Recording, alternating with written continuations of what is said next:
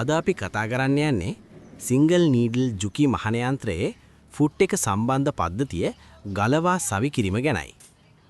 අපි මුලින්ම face plate එක ගලවා ගත යුතු වේ. ඒ සඳහා ෆේස් ප්ලේට් එකේ ඇති ස්ක්‍රූ 3 ගලවා ගත යුතු අතර ඉන්පසුව ෆේස් ප්ලේට් එක ගලවා ගත හැකි වේ.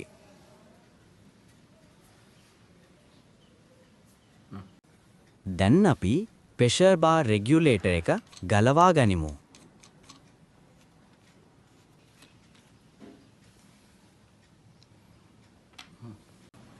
දැන් අපි ප්‍රෙෂර් බාර් එක සහ ප්‍රෙෂර් බාර් ස්පින් එක ඉවතට ගනිමු. දැන් අපි ප්‍රෙෂර් බාර් ගයිඩ් බ්‍රැකට් ඇසම් එක ඇති ස්ක්‍රූ එක මදක් බුරුල් කරගත යුතුවේ. ඉන්පසුව ප්‍රෙෂර් බාර් ගයිඩ් බ්‍රැකට් ඇසම් එක ඉවකට ගනිමු.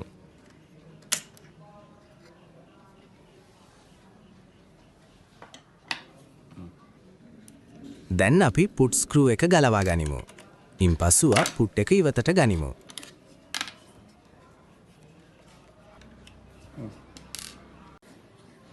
දැන් අපි පුට් බාර් එක ඉවතට ගනිමු.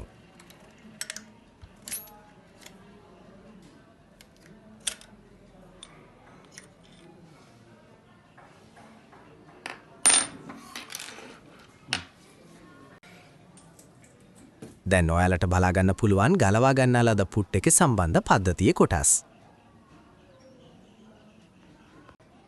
දැන් අපි ගලවා ගන්නා ලද පුට් එක සම්බන්ධ පද්ධතිය සවි කරගනිමු. සවි කරගැනීමේදී අවසානයට ගලවපු කොටස තමයි අපි මුලින්ම සවි කරගත යුත්තේ. අපි දැන් පුට් බාර් එක සවි කරගනිමු.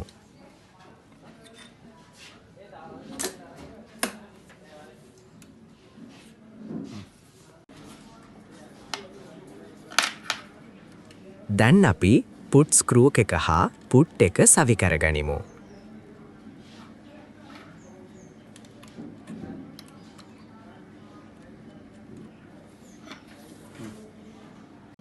දැන් අපි ප්‍රෙෂර් බාර් ගයිඩ් බ්‍රැකට් ඇසෑම් එක සවි කරගනිමු. මම පෙන්නන ආකාරයට එය සවි කරගත යුතුවේ. මෙම අවස්ථාවේ ප්‍රෙෂර් බාර් ගයිඩ් බ්‍රැකට් ඇසෑම් එක ඇති ස්ක්‍රූ එක තද කරගන්නේ නැත. දැන් අපි ප්‍රෙෂර් බාර් එක සහ ප්‍රෙෂර් බාර් ස්ප්‍රින්ග් එක සවි කරගනිමු. ප්‍රෙෂර් බාර් ස්ප්‍රින්ග් එක ඇතුළට මම පෙන්නන ආකාරයට ප්‍රෙෂර් බාර් එක දමා මැෂිමට සවි කරගත යුතුවේ.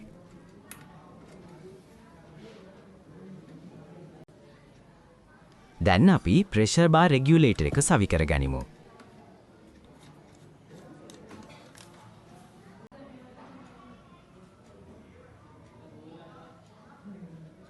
දැන් අපි පුට් එක ඇඩ්ජස්ට් කරගත යුතුවේ. මුලින්ම හැන්ඩ් ලිෆ්ට් එක පහළට දමා ගත යුතුවේ. ඉන්පසුව හැන්ඩ් වීල් එක කරකවා නිල් බාර් එක උපරිම පහළට ගත යුතුවේ. දැන් පුට් එකේ කානෝ මැදිට ඉදිකටුව සිටින ආකාරයට වමට දකුණට පුට් එක ගත යුතුවේ. දැන් අපි ප්‍රෙෂර් බාර් ගයිඩ් බ්‍රැකට් ඇසාම් එක උපරිම පහළට ගත යුතුවේ. ඉන්පසුව ප්‍රෙෂර් බාර් ගයිඩ් බ්‍රැකට් ඇසාම් එකේ ඇති ස්ක්‍රූ එක තද කරගත යුතුවේ. අපි ප්‍රෙෂර් බාර් රෙගියුලේටර් එක රෙද්දේ ඝනකම අනුව තද කරගත යුතුවේ. උපරිම පීඩනය කිලෝග්‍රෑම් 5 වන අතර සාමාන්‍ය රෙදි කැබැල්ලක් සඳහා කිලෝග්‍රෑම් 2.5 පීඩනයක් ලබා දෙනු ලැබේ.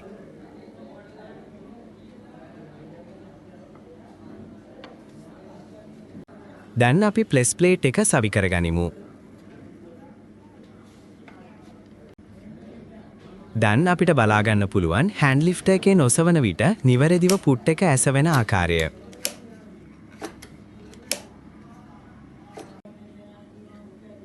පුට් එක සම්බන්ධ පද්ධතියේ කාර්යය වනුයේ ඉදිරියට හෝ පසුපසට ගමන් කරනු ලබන රෙදි කැබැල්ලට නියමිත පීඩනයක් ලබා දීමයි. ඒ මගින් රෙදි කැබැල්ල නිවැරදිව ඉදිරිය පිටුපස ගැනීමට හැකිවේ. දැන් අපි බලමු රෙදි කැබැල්ල නිවැරදිව ඉදිරියට ගමන් කරනවාද කියා. ඔබට පෙනෙනවා ඇති නිවැරදිව රෙදි කැබැල්ල ගමන් කරන ආකාරය. මම හිතනවා ඔබ යමක් ඉගෙන ගන්න ඇති කියලා. ස්තුතියි.